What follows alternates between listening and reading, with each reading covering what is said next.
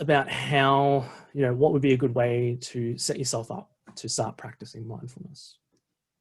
So first and foremost, sort of setting aside a time. So a regular time every day or a regular time every week, is an advantageous thing to do. And also to set a time limit. So I guess, like I said before I started recording, actually, that I used to start with setting a 15-minute time limit and try and fit it in at a regular time every day.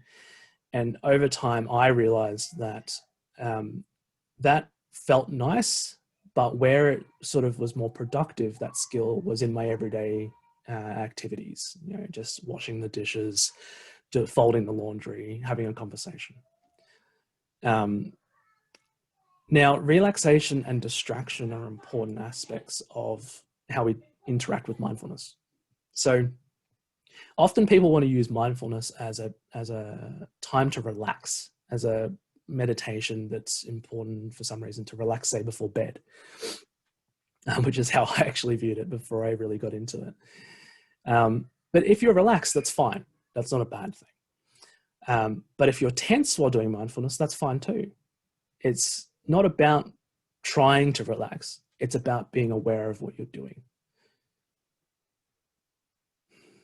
So without avoidance, which is running from something, or without fusion, which is binding yourself to something, the goal is to try to just be aware.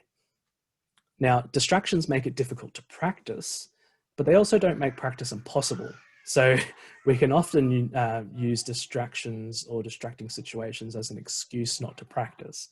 However, it could just be an opportunity to practice something that's a bit more difficult, as in, how can we be aware of this moment, aware of our thoughts, feelings, and sensations, naming them and moving on from them while this distraction is occurring. The other part of that links into that is that we often can utilize the excuse that we feel too bad to practice. We're too tired, too sad, too exhausted, too busy. Now, I pull a quote from Stephen Hayes in this book specifically, and I says, there is no such thing as feeling too bad to practice. Straight up. Now, the thing about practicing something like mindfulness is it often actually brings up a lot of difficult feelings and sensations and negative things that we don't really want to think about. But this is important because that's why we're practicing, so that we can be mindful and aware of difficult sensations and negative thoughts and feelings that we view, and still get on with our day and get on with our life. So basically, if it isn't a problem, it isn't an opportunity. Now, there's a limit. If you are in overwhelming pain or discomfort, that can very well be a poor time to practice, as the other edge of that knife is that if you're continuing without self-awareness that you are just too uncomfortable to do such a thing, you're falling into a bit of a trap there where you're not going to be able to engage in awareness activities. So practicing, what does the actual practice involve? Well, practicing involves getting in touch with your own experience in the moment to moment in a diffused and accepting way.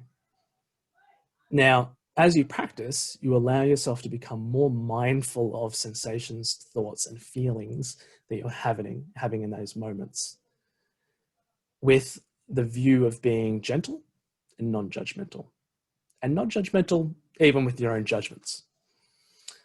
So at this point, that's probably about as much info load and mind dump as I think is necessary. I'm happy to expand on that if there's any questions later.